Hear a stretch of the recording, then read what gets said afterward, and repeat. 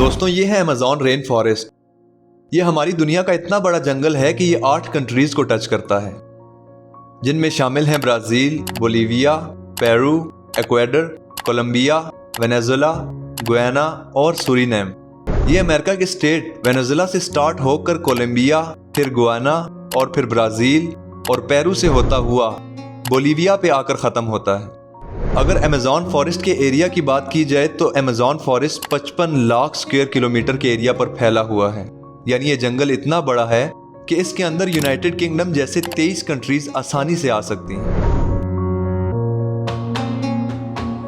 दोस्तों आप ये जानकर हैरान हो जाएंगे कि इस वक्त जो हम सांस ले रहे हैं उसका 20% हमें अमेज़न फॉरेस्ट की वजह से ही मिल रहा है। 40,000 करोड़ दरख्तों का ये जंगल हमसे सिर्फ एक चीज लेता है और उसके बदले हमें एक चीज वापस भी करता है। जी हाँ, ये हमारी फिजा में फैली हुई खराब हवा यानी कि कार्बन डाइऑक्साइड हमसे लेता है और उसके बदले हमें प्योर ऑक्सीजन देता है। आज आप अमेज़न फॉरेस्ट के बारे में ऐसे ऐसे फैक्ट्स और मिस्ट्रीज जानेंगे जो शायद आपने पहले कभी ना सुनी होंगी। जैसे अमेज़न फॉरेस्ट का total area 55 lakh square kilometre है। अगर इसके बॉर्डर की बात की जाए तो सिर्फ अमेज़न फॉरेस्ट का बॉर्डर ही 9,500 किलोमीटर बनता है। इसकी मिसाल आप यूं ले लें कि इस्लामाबाद से कराची का टोटल एरिया बनता है 1420 किलोमीटर। अगर आप इस्लामाबाद से कराची के 7 चक्कर लगाएं तो तब जाकर अमेज़न फॉरेस्ट के बॉर्डर का एरिया बनता है। दोस्तों क्या आपको पता है कि अमेज़न फॉरेस्ट को अमेज़न रेन फॉरेस्ट क्यों बोला जाता है? क्योंकि पूरे साल में शायद ही कोई हफ्ता ऐसा होगा जब यहाँ बारिश ना होती हो। अमेज़न फॉरेस्ट हर वक्त बारिश की ही लपेट में रहता है। अभी भी जिस वक्त ये वीडियो बनाई जा रही है आप देख सकते हैं कि अमेज़न रेन फॉरेस्ट में बारिश पड़ रही है और फोरकास्ट में आप देख सकते हैं कि अगला पूरा हफ्ता यहाँ बारिश के ही इम्कान है। अमेज़न फॉरेस्ट की सबसे मशहूर मिस्ट्री ही यही है कि जब यहाँ पर बारिश पड़ती है तो 10 मिनट बाद बारिश का पानी जमीन पर गिरता है। ये जंगल इतना घना है कि दिन के वक्त में भी इस जंगल पर अंधेरे का राज रहता है, क्योंकि इस जंगल के घने दरख्त सूरज की रोशनी को भी गुजरने नहीं देते।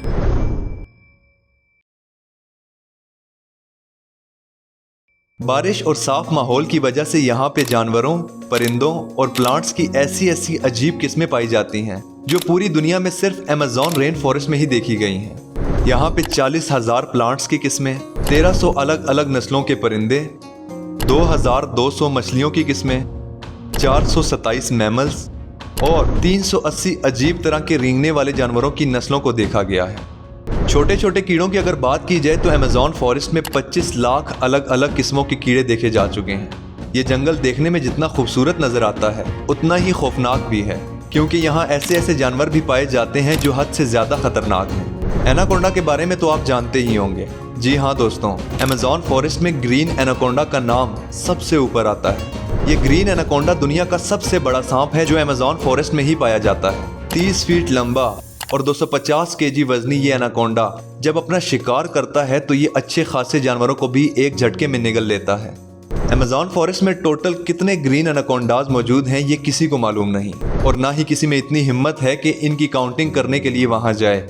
दोस्तों आपने बायोलॉजी की बुक तो पढ़ी ही होगी। अगर आप भूल गए हैं तो मैं आपको दोबारा याद करवा दूं कि टीचर जब मेंढक को काट कर आपको उसके ऑर्गन्स के बारे में बताता है। लेकिन आप ये जानकर हैरान हो जाएंगे कि अमेज़न फॉरेस्ट में मेंढक की ऐसी ऐसी किस्में मौजूद हैं जिसमें मेंढक के ऑर्गन्स देखने के लिए उनको काटने की ज़रूरत नहीं पड़ती। ये मेंढक ग्लास फ्रॉग के नाम से पहचाना जाता है, जिसकी स्किन बिल्कुल ट्रांसपेरेंट होती है। इस मेंढक को देखें तो इसके सारे छोटे छोटे ऑर्गन्स नजर आते हैं। इसका धड़कता हुआ दिल, लंग्स, लिवर और यहाँ तक कि इसकी आर्टरीज भी नजर आती हैं। आम घरेलू चूंटी जब अपने से ज्यादा वजन उठाती है तो हम हैरान रह जाते हैं, मगर अमेज़न फॉरेस्ट में चूंटी की एक ऐसी किस्म भी पाई जाती है जो बेहद खतरनाक है। बुलेट एंट के नाम से पहचाने जाने वाली ये चूंटी दुनिया की सबसे बड़ी चूंटी है जो 4 सेंटीमीटर लंबी होती है। अगर ये चूंटी इंसान को काट ले तो इससे पैदा होने वाला दर्द इतना शदीद होता है कि वो इंसान की जान भी ले सकता है। कुछ लोगों का मानना है कि ये दर्द गोली लगने के दर्द जितना ही होता है और इसकी वजह से ही इसको बुलेट एंट कहा जाता है। हजारों मील फैले इस जंगल से दुनिया का सबसे लंबा तरीन और पानी के फ्लो के हिसाब से दुनिया का सबसे बड़ा दरिया भी गुजरता है। ये है अमेज़न रिवर और इसकी टोटल लंबाई 6,840 किलोमीटर है। पूरे अमेज़न फॉरेस्ट में बारिश का जितना भी पानी जमा होता है वो इस रिवर से होता हुआ ओशन में जा गिरता है। दोस्तों, क्या आप जानते हैं कि अमेज़न फॉरेस्ट का टोटल पानी कितना जमा होता है? आप ये बात जानकर भी हैरान हो जाएंगे कि अमेज़न रिवर से एक सेकंड में 2,24,000 क्यूबिक फीट पर सेकंड पानी गुजरता है। अमेज़न फॉरेस्ट का जितना पानी अटलांटिक ओशन में गिरता है, दुनिया की टॉप 14 रिवर्स के पानी को भी अगर मिला दिया जाए तो फिर भी ये सारे रिवर अमेज़न रिवर का मुकाबला नहीं कर सकेंगे। दोस्तों, पिंक डॉल्फिन के बारे में तो आपने सुना ही होगा। अमेज़न फॉरेस्ट में इंसानी आमदोरफ्त कम होने की वजह से अमेज़न रिवर में अजीबो गरीब किस्म की एक मखलूक को भी देखा गया है, जिसमें सबसे ऊपर नाम आता है पिंक डॉल्फिन का। 9 फीट लंबी और 200 केजी वजनी ये पिंक डॉल्फिन दूसरी डॉल्फिन्स की निस्बत काफ़ी ज़्यादा तेज़ होती है, क्योंकि इनका दिमाग काफ़ी ज़्यादा बड़ा होता है। वैसे तो डॉल्फिन्स की नेचर बहुत फ्रेंडली होती है, जैसे कि आपने टीवी में देखा ही होगा कि डॉल्फिन्स कैसे लोगों को एंजॉय करवाती हैं। लेकिन इसकी निस्बत अगर पिंक डॉल्फिन को देखा जाए तो ये इंसान पर भी अटैक कर देती है। साइंटिस्ट और रिसर्चर्स के पास कई ऐसे सबूत हैं कि पिछले 250 सालों में अमेज़न रिवर में मछली की एक ऐसी खतरनाक किस्म भी पाई जाती है जिसको इलेक्ट्रिक ईल कहा जाता है। हैरतअंगेज तौर पे मछली की ये किस्म हमला करने के लिए इलेक्ट्रिसिटी का एक शॉक देती है, और आपको ये जानकर हैरत होगी कि ये करंट 860 वोल्ट तक नोटिस किया गया है। अमेज़न रिवर में कई ऐसे वाकयात हुए हैं जिसमें इलेक्ट्रिक ईल ने इंसानों को हाई वोल्टेज करंट मारा और मौके पर ही मार दिया। इंसान तो इंसान, इलेक्ट्रिक ईल्स ने अपने से बड़े क्रोकोडाइल्स को इलेक्ट्रिक करंट मारा और उनको भी मौत की नींद सुला दिया।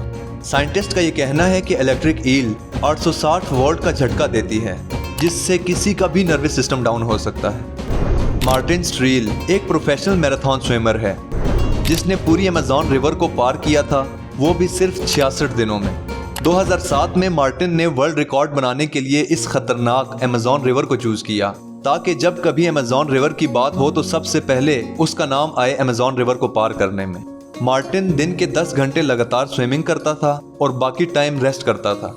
मार्टिन से जब पूछा गया कि उसको डर नहीं लगा इस खतरनाक रिवर को पार करने में, और ये भी पूछा गया कि उसने रिवर के खतरनाक जानवरों को जैसे कि शार्क, इलेक्ट्रिक ईल्स और क्रोकोडाइल्स को कैसे डील किया, तो मार्टिन ने बताया कि उसकी टीम हर वक्त उसके साथ होती थी, जो कि अलग अलग बोट्स पर आती थी और रिवर्स की दूसरी साइड पर गोश्त के टुकड़े फेंकती थी, ताकि इन जानलेवा मखलूक का ध्यान भटकाया जा सके। दोस्तों, अमेज़न फॉरेस्ट में एक ऐसी रिवर भी है जिसमें पानी हर वक्त बॉयल होता रहता है। 6.5 किलोमीटर लंबी धुआं निकालती हुई ये रिवर अमेज़न फॉरेस्ट के उस हिस्से में मौजूद है जो पेरू से आता है। इस रिवर में पानी का टेम्परेचर 100 डिग्री सेल्सियस तक होता है, जिसमें कोई भी चीज़ आसानी से पकाई जा सकती है। जी हाँ दोस्तों, अगर आप अंडा भी बॉयल करना चाहें तो वो भी आसानी से बॉयल होकर पक जाएगा। पूरा साल इस रिवर का पानी बॉयल होता रहता है, लेकिन किसी को भी इसकी असल वजह मालूम नहीं है। अमेज़न के इस खूबसूरत जंगल में तकरीबन 600 ट्राइब्स का बसेरा है। ये लोग इसी जंगल में शिकार करते हैं और यहीं अपनी ज़िंदगी गुजारते हैं। इनमें से कई कबीले ऐसे हैं जिन्होंने आज तक बाहर की दुनिया नहीं देखी, और जब इनके सामने कोई और इंसान आते हैं तो ये ऐसे रिएक्ट करते हैं कि जैसे ये किसी और प्लेनेट से एलियन आ गए हों। अमेज़न फॉरेस्ट में ऐसे मकामात भी हैं जब सैटेलाइट इमेज से उन मकामात को देखा जाता है तो वहाँ बहुत बड़े एरिया पर कुछ निशानात नजर आते हैं। ये गार्विंग्स, जिनको जियोग्लिफ्स कहा जाता है, इनमें से कई जियोग्लिफ्स की साइज 1.5 किलोमीटर तक फैली हुई है, और ऐसे 300 से ज्यादा जियोग्लिफ्स अमेज़न फॉरेस्ट में देखे गए हैं। इन अजीबो गरीब निशानात का मकसद क्या है और इन्हें किसने बनाया, इसके बारे में भी किसी के पास कोई इन्फॉर्मेशन नहीं है। कुछ लोगों का ये मानना है कि एलियंस अपने निशानात छोड़कर गए हैं, या हजारों साल पहले यहाँ कोई इंसानों की ऐसी सिविलाइजेशन बसती होगी जिन्होंने ये निशानात इतनी महारत से बनाए थे। उम्मीद करता हूँ कि मेरे क्रॉनिकल्स की ये खूबसूरत कहानी आपको ज़रूर पसंद आई होगी। अगर आपको वीडियो पसंद आई है तो वीडियो को लाइक और शेयर ज़रूर करें, और मेरी कहानियों का हिस्सा बनने के लिए मेरे चैनल को ज़रूर सब्सक्राइब करें। Thank you.